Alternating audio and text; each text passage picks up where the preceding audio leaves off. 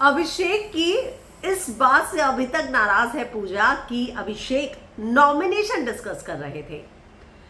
कल अभिषेक मल्हान की परवरिश पर सवाल उठाने के बाद आज एक बार फिर से अभिषेक की इंसल्ट करना चाह रही थी पूजा भट्ट, और अभिषेक एक बार फिर से चुप होकर वहां से चले गए और उन्हें समझ में आ गया कि यहां अब जब भी आऊंगा मैं टारगेट होने ही वाला हूं।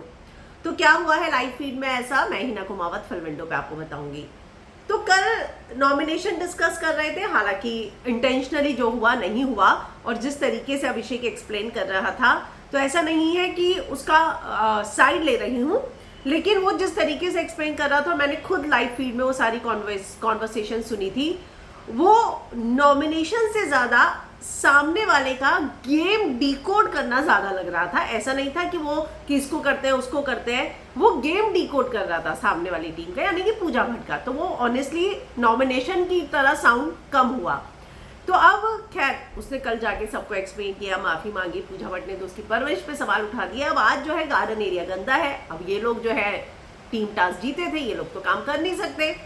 और क्लीनिंग का सुपरवाइजर जब ड्यूटीज डिवाइड हुई थी तो पूजा भट्ट थी, तो एज अ रूल ये गया उसके पास, बोला कि आज ऑल्टरनेट गार्डन तो साफ होता है, लेकिन आज यहाँ का ना करके गार्डन ही दोबारा करे। तो वैसे कल हुआ है साफ, लेकिन बहुत ज्यादा जो है गंदा है। तो पूजा ने बोला कि थंडर स्टॉर्म है, बारिश है, और इस पे तो हमारा कंट्रोल है नहीं ना, पत्तियां उड़कर आती है, वो तो होगा ही नेचुरली।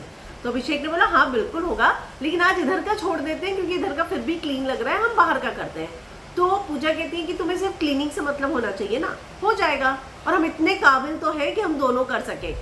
तो वो समझ गया कि यहाँ पर अब बात कहाँ जा रही है, और उसके बाद पूजा कहती है कि भाई रूल्स हमें मत सिखाओ, हमें तो रूल्स वैसे भी पता है।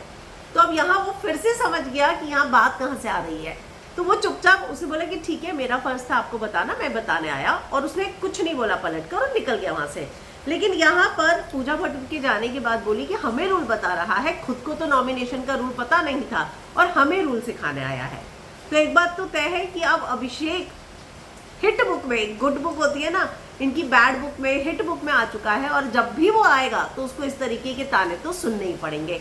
पर मैं दाद दूंगी अभिषेक की, जिस तरीके से कई बार वो सब्र रखता है। कल भी जब परवरिश पे बात उठी तो पूजा की रिस्पेक्ट रखी, उसने जवाब नहीं दिया। बेबिका होती तो क्लास लगा देता, पर इतना सब कुछ होने के बाद भी वो पूजा भट्ट को बहुत रिस्पेक्ट देते हुए और मैम कहते हुए ही बात करता हुआ नजर आ रहा है।